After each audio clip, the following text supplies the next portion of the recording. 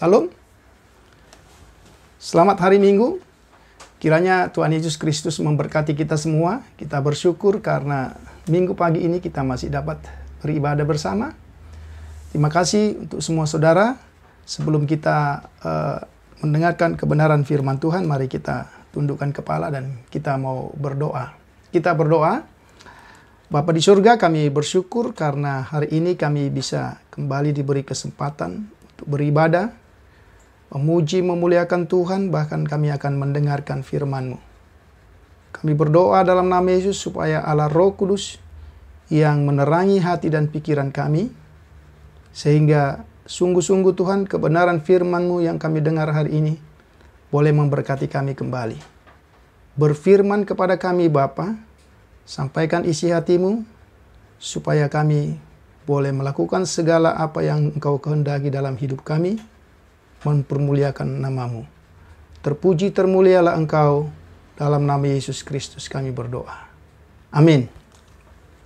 Saudara yang saya kasih dalam Tuhan Yesus Kristus, Minggu pagi ini kita akan bersama-sama kembali mendengarkan firman Tuhan dalam program Boker Top Channel yang sengaja saya tayangkan supaya firman Tuhan ini dapat melayani kita dan memberkati kita dimanapun kita berada. Saudara, hari ini kita akan bersama-sama merenungkan kebenaran firman Tuhan dari Amos, kitab Nabi Amos, pasal yang keempat, ayat yang ke-6, sampai dengan ayat yang ke-13. Sekalipun aku ini telah memberi kepadamu gigi yang tidak disentuh makanan di segala kotamu, dan kekurangan roti di segala tempat kediamanmu, namun kamu tidak berbalik kepadaku, demikianlah firman Tuhan. Aku pun telah menahan hujan daripadamu ketika 3 bulan lagi sebelum panen. Aku menurunkan hujan ke atas kota yang satu dan tidak menurunkan hujan ke atas kota yang lain. Ladang yang satu kehujanan dan ladang yang tidak kena hujan menjadi kering. Penduduk 2-3 kota pergi terhuyung-huyung ke satu kota untuk minum air, tetapi mereka tidak menjadi puas. Namun kamu tidak berbalik kepadaku, demikian firman Tuhan. Aku telah memukul kamu dengan hama dan penyakit gandum, telah melayukan tanaman-tanamanmu dan kebun-kebun anggurmu, pohon-pohon ara dan pohon-pohon jaitunmu dimakan habis oleh belalang. Namun kamu tidak berbalik kepadaku, demikianlah firman Tuhan. Aku telah melepas penyakit sampar ke antaramu, seperti kepada orang Mesir. Aku telah membunuh terunamu dengan pedang, dan pada waktu kudamu dijara. Aku telah membuat bau busuk perkemahanmu tercium oleh hidungmu, namun kamu tidak berbalik kepadaku. Demikianlah firman Tuhan. Aku telah menjungkir balikan kota-kota di antara kamu, seperti Allah menjungkir balikan Sodom dan Gomora, sehingga kamu menjadi seperti sehingga kamu menjadi seperti puntung yang ditarik dari kebakaran. Namun kamu tidak berbalik kepadaku. Demikianlah firman Tuhan. Sebab itu, demikianlah akan kulakukan kepadamu, hai Israel. Oleh karena aku akan melakukan yang demikian kepadamu, maka bersiaplah untuk bertemu dengan Allahmu, hai Israel. Sebab sesungguhnya Dia yang membentuk gunung-gunung dan menciptakan angin, yang memberitahukan kepada manusia apa yang dipikirkannya, yang membuat fajar dan kegelapan, dan yang berjejak di atas bukit-bukit bumi. Tuhan Allah semesta alam, itulah namanya. Saudara yang saya kasihi dalam Tuhan Yesus Kristus, minggu pagi ini tema firman Tuhan bagi kita ialah khotbah tanpa kata. Tentu khotbah tanpa kata tidak saya maksudkan bahwa hari ini saya berkhotbah tanpa kata-kata. Kalau kita menyaksikan satu peragaan pantomim, ya, satu peragaan gerak yang menggambarkan satu tindakan atau perbuatan-perbuatan tertentu dengan gerakan-gerakan, ini sangat menarik untuk disaksikan. Para penonton pantomim biasanya mencoba menafsirkan atau mencoba memahami apa yang sesungguhnya sedang diperagakan oleh sang aktor. Tetapi hari ini, ketika kita bicara tentang khotbah tanpa kata, ini juga sesungguhnya kita diminta untuk menafsirkan. Kita diminta untuk memahami apa sesungguhnya yang sedang Tuhan ingin katakan kepada kita. Saya berharap melalui tema khotbah tanpa kata dari kitab Amos pasal yang keempat ayat 6-13, akhirnya kita juga memahami satu hal yang sangat penting dalam hidup kita. Sehingga setelah pemberitaan firman Tuhan ini, ada sikap, ada tindakan yang konkret, karena kita telah memiliki pemahaman yang baik, yang berasal dan bersumber dari firman Tuhan. Sebelum kita lebih lanjut membaca dan mempelajari kitab Amos pasal yang keempat ayat 6-13, coba saudara-saudara sahabat dimanapun saudara menyaksikan, kalau kita coba membuka Alkitab kita dari pasal 6, dari ayat 6 sampai dengan ayat yang ke-13. Sekarang kita coba lihat teks itu atau tiap-tiap kata dari firman Tuhan yang sudah saya bacakan tadi. Ternyata ada satu kata yang sangat menonjol. Dan secara gramatikal bahasa Ibrani, bahasa asli Alkitab, dia berada pada posisi di depan. Dan ini satu hukum dalam bahasa asli Alkitab. Berarti kata yang saya maksudkan tadi berada dalam bentuk bentuk penekanan, sesuatu yang sangat ditekankan. Dan kata yang saya maksud adalah kata aku. Ya.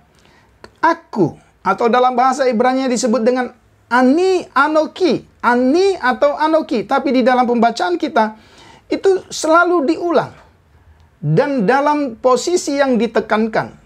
Paling tidak kalau kita baca dari ayat 6-13, dia diulang sebanyak 8 kali.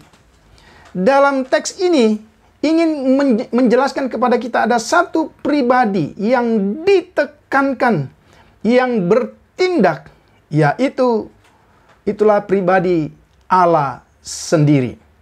Itu teks yang kita baca. Sekarang yang kedua, mari kita lihat konteksnya.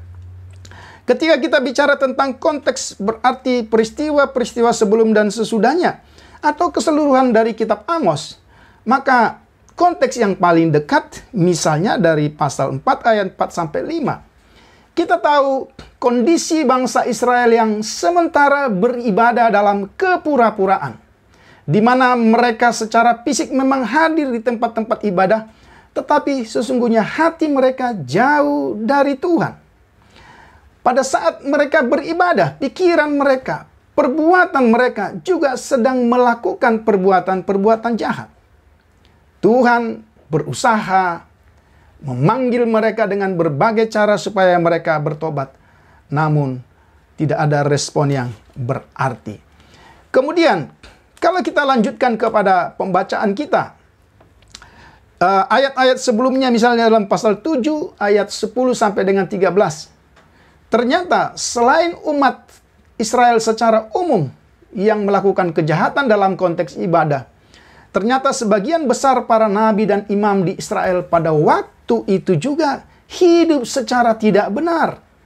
Ya, sehingga ketika Amos menyatakan satu kebenaran justru ditentang. Bahkan imam-imam, nabi-nabi yang seharusnya menjadi wakil Allah justru menjadi provokator yang menjerumuskan umat Tuhan. Itu kita bisa baca dalam pasal 7 ayat 10 sampai 13. Nah, kemudian sesuai dengan konteks firman Tuhan ini, dalam pasal 2 ayat 4 sesudah dalam pembacaan kita beberapa waktu yang lalu, di sana juga dikatakan firman Tuhan yang tertulis mereka tolak secara terang-terangan. Para nabi yang benar diperintahkan untuk bernubuat. Dalam pasal 2 ayat 12, para nazir atau orang-orang yang sesungguhnya dapat menjadi contoh dengan sengaja dijerumuskan ke dalam dosa oleh bangsa Israel. Saudara, ini konteks, ini teks yang kita akan telusuri bersama-sama. Sehingga melalui khotbah minggu kali ini, ya, saya menyampaikan khotbahnya tidak dalam bentuk yang populer, tapi mari kita belajar bersama-sama dari khotbah tanpa kata. Melihat kondisi konteks tadi, Tuhan memakai pengkhotbah, yaitu dirinya sendiri melalui perantaraan Nabi Amos, pengkhotbah tanpa kata. Karena semua peristiwa yang telah terjadi pada waktu itu tidak dapat memberi respon yang positif kepada bangsa Israel, maka sekarang Tuhan sendiri melakukan khotbah tanpa kata. Saudara, sekarang mari kita perhatikan khotbah tanpa kata yang saya maksudkan dan yang saya sudah bacakan tadi secara berurutan. Yang pertama, coba kita lihat di dalam ayat yang ke-6. Dikatakan sekalipun aku ini telah memberi kepadamu gigi yang tidak disentuh makanan di segala kotamu. Saudara perhatikan, ini satu kalimat yang luar biasa puitis, yang mau menjelaskan satu kondisi yang parah, yang kritis, luar biasa. Aku sendiri telah memberikan kepadamu sekalian kebersihan gigi. Ini bukan gigi Pepsodent ketika kita selesai memakai sikat gigi, tapi kalimat ini ingin menjelaskan bahwa sama sekali gigi bangsa Israel atau gigi umat Tuhan pada waktu itu tidak tersentuh makanan. Ya, jadi kelaparan yang terjadi yang begitu dahsyat, yang seharusnya kelaparan itu membuat setiap orang bisa mencari Tuhan. Kelaparan itu merupakan satu bentuk penghukuman Tuhan dalam sejarah Israel. Dan tentu kalau kita belajar kepada kitab Ulangan pasal yang ke-28, ini salah satu bentuk kutuk karena dosa bangsa Israel. Kemudian setelah kelaparan, apa yang terjadi? Ada kekeringan. Ya, aku pun telah menahan hujan daripadamu ketika 3 bulan lagi sebelum panen.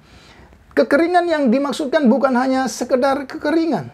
Jadi saudara, kalau Tuhan memberi penghukuman itu, ya itu tidak tanggung-tanggung. Dan kita lihat, mengapa saya katakan seperti itu? Karena ada istilah ketika 3 bulan lagi sebelum panen.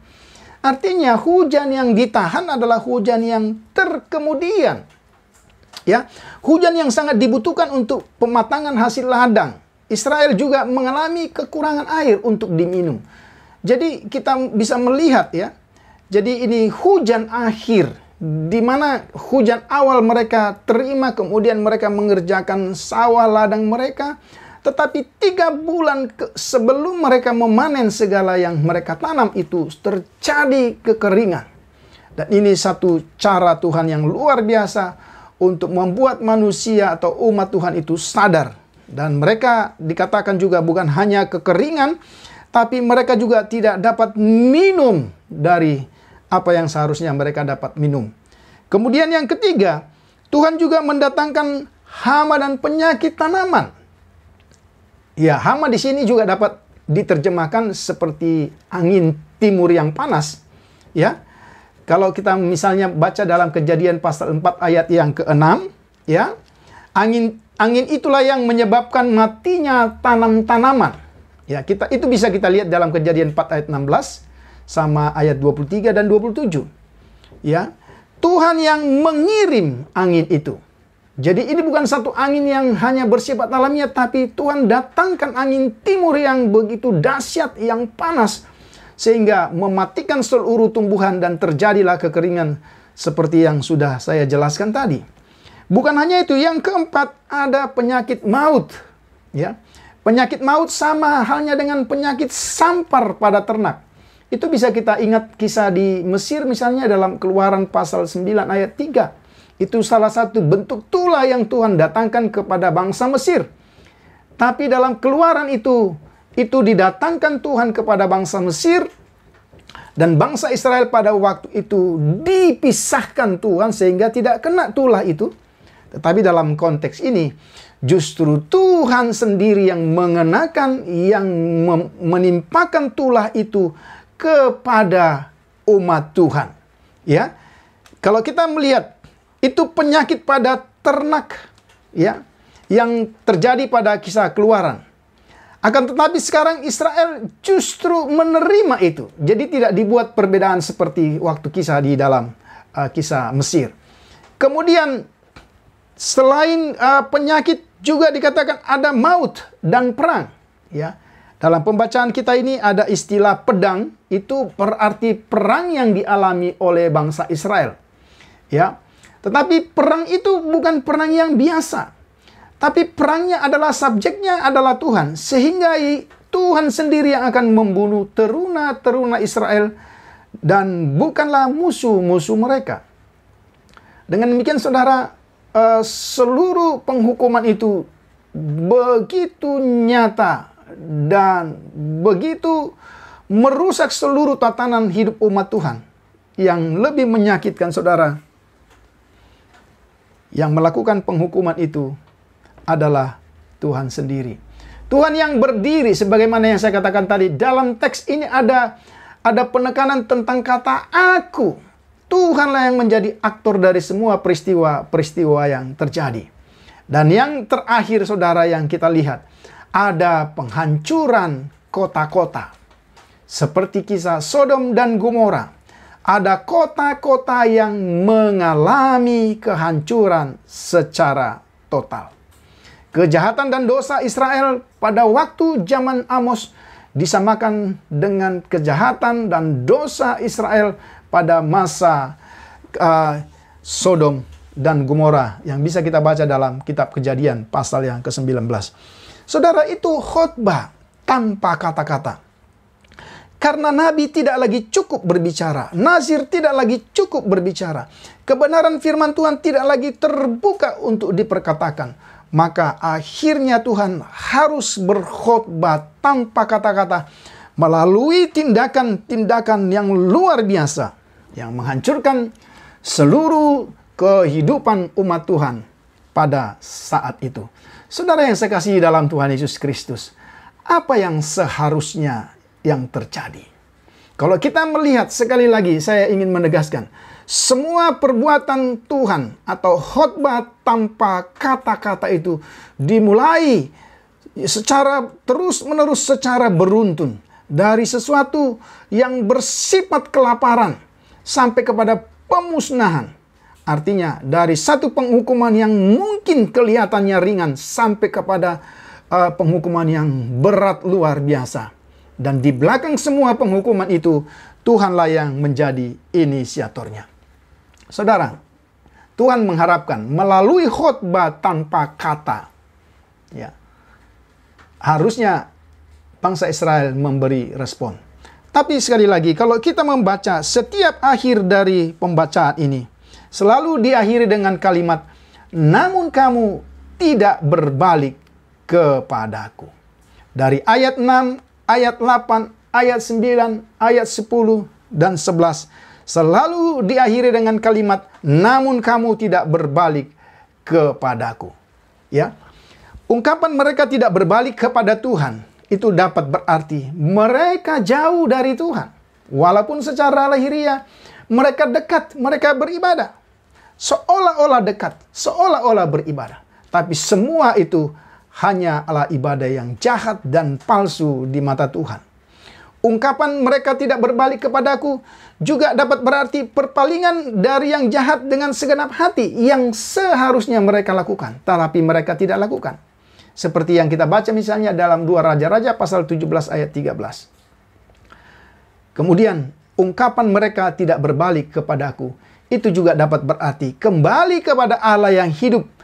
Ya, dikatakan istilah di sini sampai kepadaku.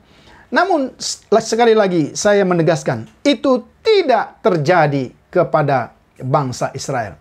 Saudara yang sekasihi dalam Tuhan Yesus Kristus, di dalam pemusnahan, dalam penghukuman Tuhan, dalam murka Tuhan kepada bangsa Israel itu, di situ sesungguhnya kita masih menemukan ada kemurahan Tuhan. Ya, di dalam khotbah tanpa kata itu ada kasih karunia Tuhan. Mengapa saya katakan demikian? Karena di tengah-tengah penghukuman yang Tuhan lakukan, masih ada kemurahan Tuhan. Dikatakan istilah seperti puntung yang ditarik dari kebakaran. Ada kota-kota yang tidak dihancurkan secara total sehingga masih ada sisa.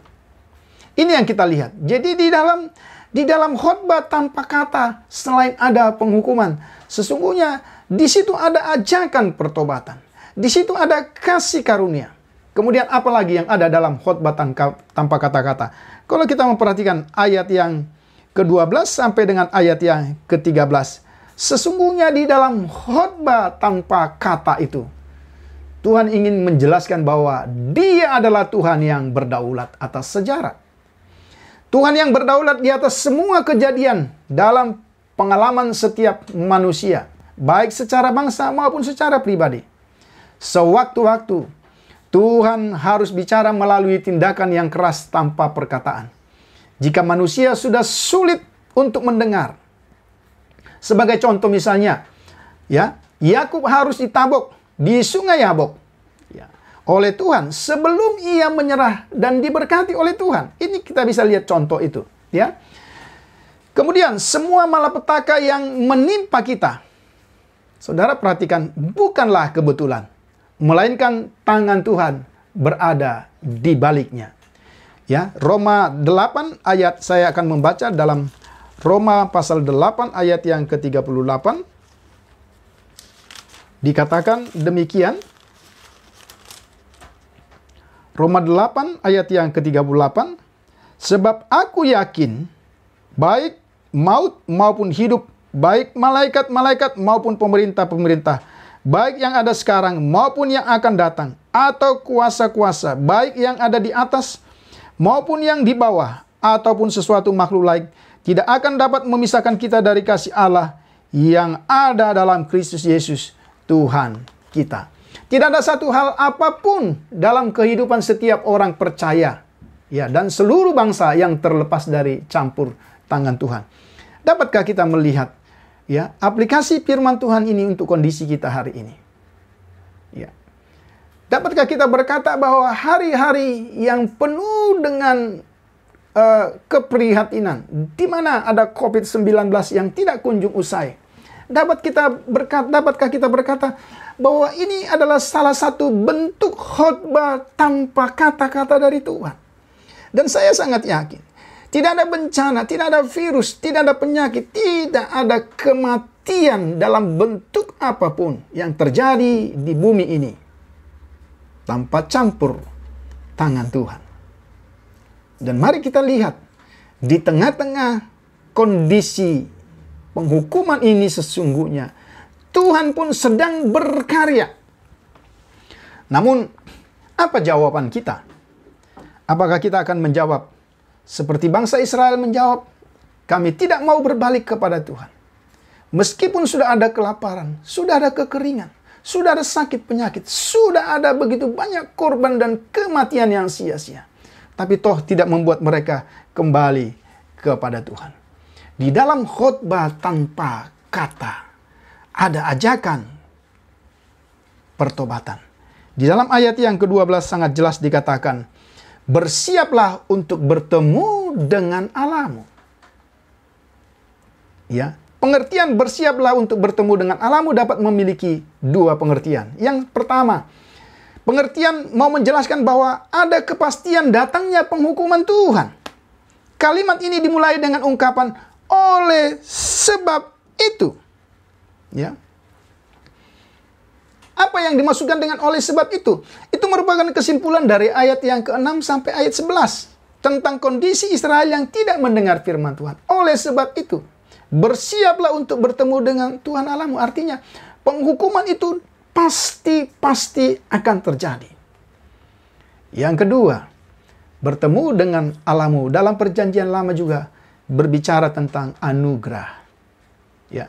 Mari kita buka misalnya kitab Kejadian pasal 18 ayat yang kedua.